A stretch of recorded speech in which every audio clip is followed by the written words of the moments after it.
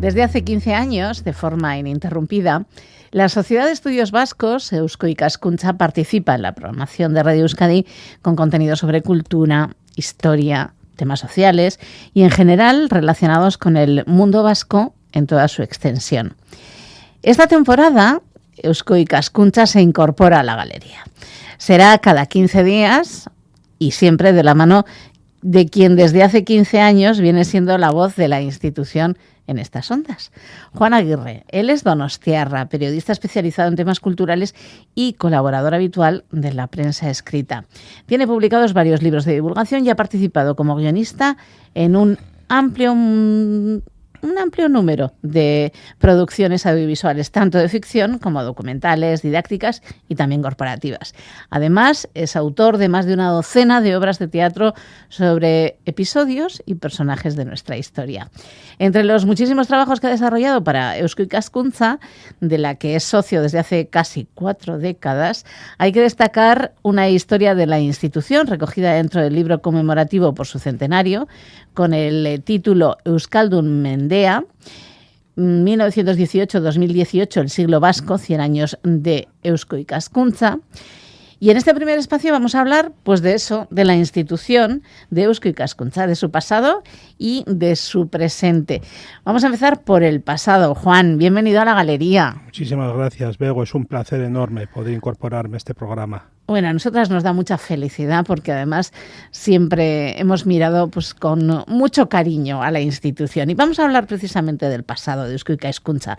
Nacida en el 18, no sé si es la más antigua del país, pero si no lo es, no puede andar muy lejos, ¿no? Pues así es. Dentro del ámbito cultural y científico, solo la precede la Sociedad Vascongada de Amigos del País, que fue fundada en 1764, ya en el siglo XVIII, por un grupo de nobles ilustrados que, bueno, lo crearon como una especie, después de las tertulias y tal, se constituyeron como una especie de Sanedrín de sabios preocupados por el desarrollo económico y social del país. Estas finalidades, de alguna manera, fueron compartidas también por la Sociedad de Estudios Vascos cuando se constituyó.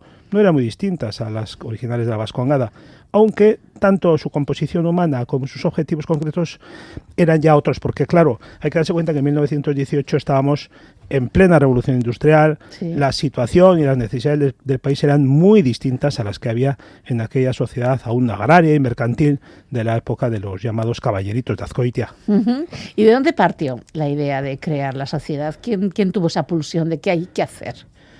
Pues las diputaciones, sí, Vizcaya, Guipúzcoa, Álava y Navarra. Te explico un poco, Bego, el contexto. Sí. En 1918 acababa la Primera Guerra Mundial que, recordemos, se llevó por delante a los grandes imperios centrales del mapa europeo. Y de ahí cobraron protagonismo naciones que hasta entonces no habían tenido voz. O, como el caso de la vasca, que había sido mutilada de una parte de su sistema de autogobierno tras las guerras carlistas. Desde el punto de vista socioeconómico, los territorios vascos se encontraban hace un siglo en pleno proceso de transformación, de modernización, pero este desarrollo, que en algunos aspectos era realmente vertiginoso, contrastaba con un retraso importante en materia cultural y en dotaciones sociales. O sea que, como tantas veces ocurre a lo largo de la historia, la creciente riqueza no permea el país. Uh-huh. Mira, un ejemplo yo creo que bastante expresivo, Veo. La Vasco-Navarra era la única de entre todas las regiones del Estado que no poseía universidad pública ni instituciones oficiales que velasen por la lengua y la identidad. Ya ves, una anomalía extrañísima, curiosísima, sí. Y que no se había podido subsanar pese a que las diputaciones llevaban ya mucho tiempo realizando gestiones para solventarlo. Uh-huh. Pero es que además de esto, la educación primaria estaba desatendida y la formación en lengua vasca, ya no digamos, en estado de semiabandono. Faltaban educadores competentes, faltaban manuales de estudio en euskera, faltaban planes docentes. En el primer Congreso de Estudios Vascos, en el que se constituyó Eusko Ikaskuntza, en 1918, prácticamente ya se hizo una toma del estado de la situación del sistema educativo y se juzgó que era lamentable. Y a esto hay que sumar que estaba pendiente la institucionalización de la Academia de la Lengua Vasca, Euskaltzaindia, que sería precisamente la primera de las realizaciones de Eusko Ikaskuntza, nada más nacer.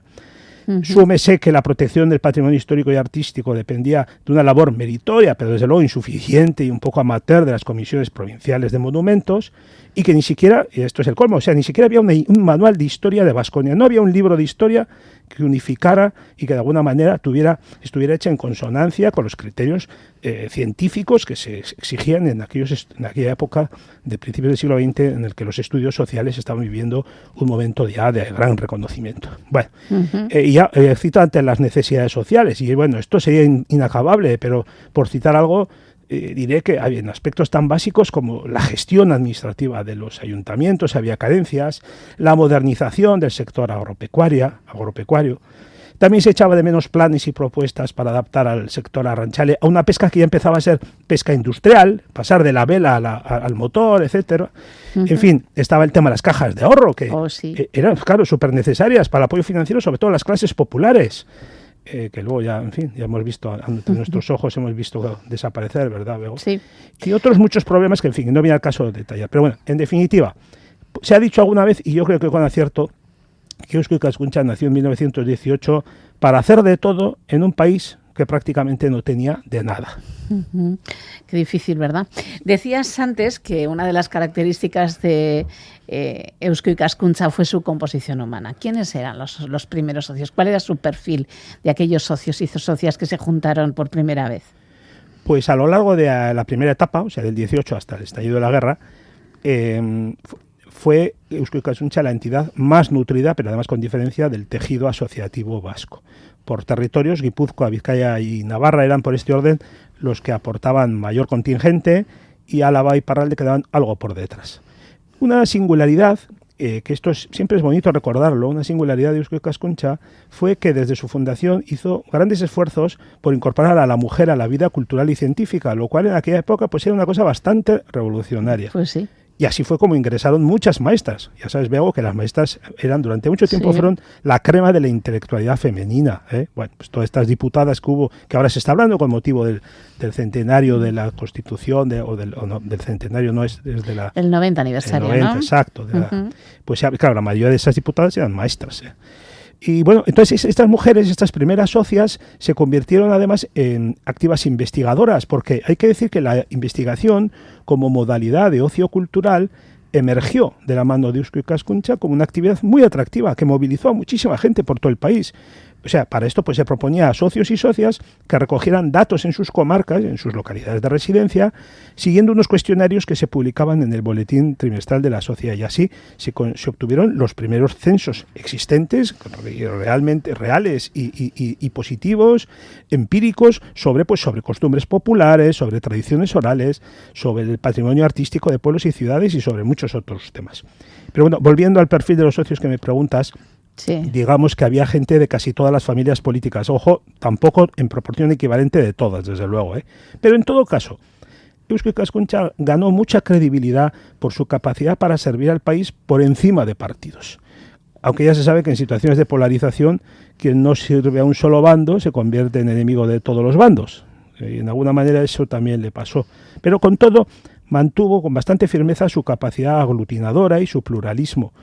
De ahí que cuando cesó su actividad en el verano de 1936, tras el golpe de Estado, muchos vieron en ello el presagio, el símbolo, el anticipo de una noche oscura que se cernía sobre la cultura vasca y en general sobre el conjunto del país, como de hecho así fue. Claro, porque a partir de 1936 la sociedad estuvo proscrita del territorio vasco peninsular, claro. Y cuando renació en 1978, la verdad es que la situación del país era completamente distinta a la de antes de la guerra. ¿Se repensó, se soñó de otra manera ese Eusko Ikaskuntza en una nueva fórmula? Sin duda, porque claro, como bien dices, la situación del 78 ya no era la misma del 36, entonces ya había un sistema universitario propio, si no completo, por lo menos estaba, tal como lo conocemos, pero ya estaban las dos universidades confesionales, la de Deusto y la de Navarra, estaba la UNED, y la UPV se hallaba en proceso de constitución. Y a esto se sumaba que durante la dictadura habían surgido nuevas asociaciones para llenar el vacío que dejó la nuestra. Por ejemplo, la institución Príncipe de Viana en Navarra. Sí. Renació la Real Vascongada de Amigos del País a partir de los años 40 y ella misma alumbró la Vascongada alumbró la Sociedad de Ciencias Aranzadi. Y además de esto, muchas de las funciones que antes se articulaban desde la propia sociedad civil, como era el caso de Eusko Ikaskuntza, las empezaron a asumir las jóvenes administraciones democráticas, o sea, los gobiernos autónomos, diputaciones forales, ayuntamientos, etc. Así que los estudios vascos, afortunadamente, disponían ya de unas bases mucho más sólidas que 40 años antes, pero a Eusko Ikaskuntza no le quedaba más remedio que adaptarse a los nuevos tiempos y a las nuevas circunstancias. Y para ese reacomodo pudo hacer valer dos cualidades que la singularizan claramente hasta hoy mismo. La primera es su implantación territorial, porque junto a Euskaltzaindia es la única entidad oficialmente reconocida en todo el ámbito de Baskonia y con interlocución en todas sus administraciones, tanto las del norte como las del sur. Y la segunda cualidad es su naturaleza, absolutamente excepcional y reconocida, su naturaleza aglutinadora, su vocación de puente, de unión entre distintos.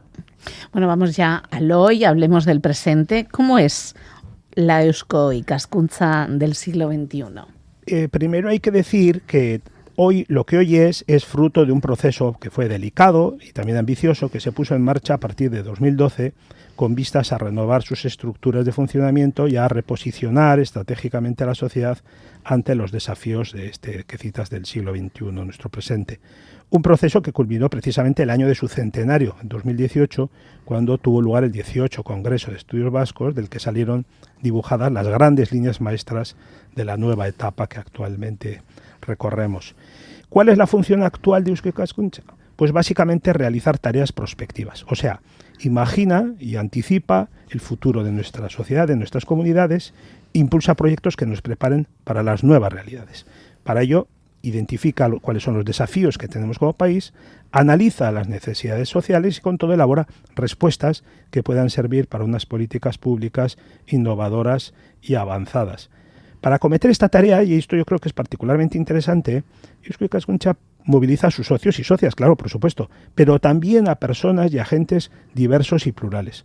Se pone a trabajar en común instituciones de los diferentes territorios, ciudadanía, mundo académico, agentes sociales, etc. En definitiva, es un punto de reunión y de simbiosis entre personas inquietas y entre colectivos comprometidos para entre todos ir construyendo el porvenir desde hoy mismo, con visión general, largo plazo y con una extensión pluriterritorial. Bueno, llevámoslo a lo concreto. Danos un par de proyectos que ahora mismo están en marcha y que nos van a enseñar cómo vamos a ser, ¿no? Pues mira, dentro de los 6 ámbitos estratégicos sobre los que trabaja la institución a día de hoy, hay algunos programas bastante importantes que todavía están en fase inicial. Iremos hablando en este programa, si te parece, a lo largo de la temporada. Por ejemplo, es importante y es muy significativo en este momento precisamente el relacionado con el sistema educativo vasco, un tema candente, pero en el que Eusko lleva ya un cierto tiempo ya preparándose. Otro tema es la colaboración transfronteriza en una hipotética eurorregión vasca. Estos son, como te digo, están todavía cogidos con pespuntes, pero hay otros programas que ya llevan un cierto recorrido y empiezan a dar resultados. Uno es el denominado Gestión Democrática de la Diversidad en Navarra, Convivencia, que se inició en el 19, hace 2 años o algo más, y en el que están involucradas las instituciones del territorio foral y también ciudadanía, ayuntamientos y agentes sociales. Se parte de la base de que Navarra es una comunidad con una gran diversidad cultural y con pluralidad de sentimientos identitarios, además de una inmigración creciente. Entonces se trata, a partir de asumir esta realidad incuestionable, se trata de responder a 2 preguntas. Una, ¿cuáles son los componentes de la identidad navarra aceptados por una mayoría o los que parecen generar un mayor consenso? Hombre, ya sabemos que ¿cuáles van a salir, Bego? A ver.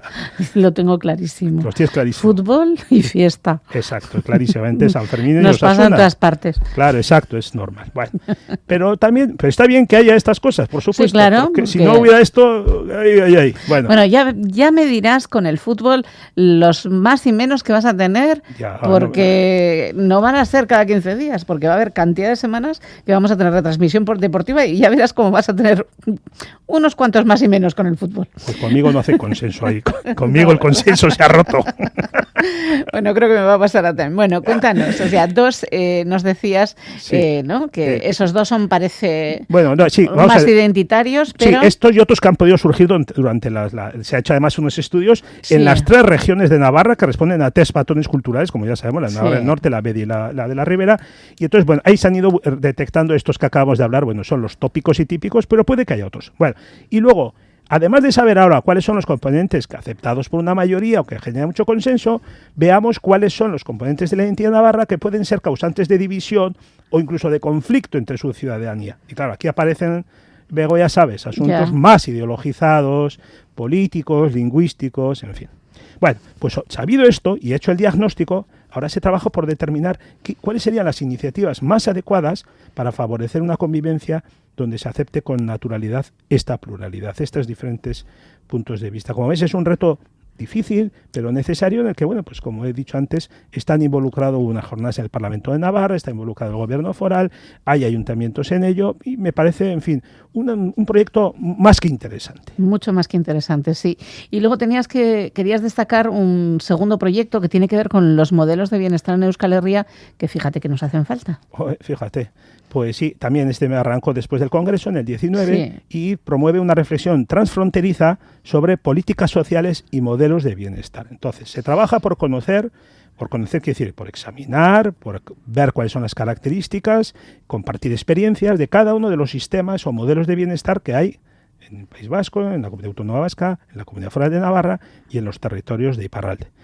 Ver cuáles son los puntos en común, cuáles son las diferencias. Y conocido esto, generar espacios de encuentro, de diálogo, que permitan crear redes de colaboración entre territorios y, sobre todo, que permitan aprender de las experiencias de unos y de otros y ir, de alguna manera, generando, si es posible, una cierta confluencia de criterios.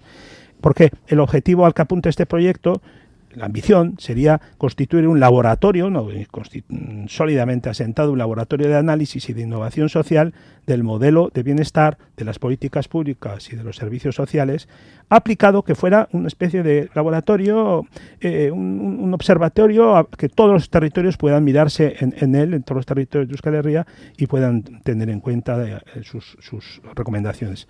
Otro tema, Bego, muy sensible, pero desde luego no menos importante. No, además creo que es un tema fundamental y siempre esa mirada global y mirar a Euskal Herria como un todo, creo que es quizá una de las fortalezas que tiene, ¿no? Eusko Ikaskuntza. Sin ninguna duda. Históricamente, además, es así, porque así nació hace más de un siglo y en eso estamos, claro. Pues bueno, y seguimos adelante. Y de todo esto y de muchísimas otras cosas más nos va a hablar esta temporada Juan Aguirre con, toda la gente que nos va a traer, claro.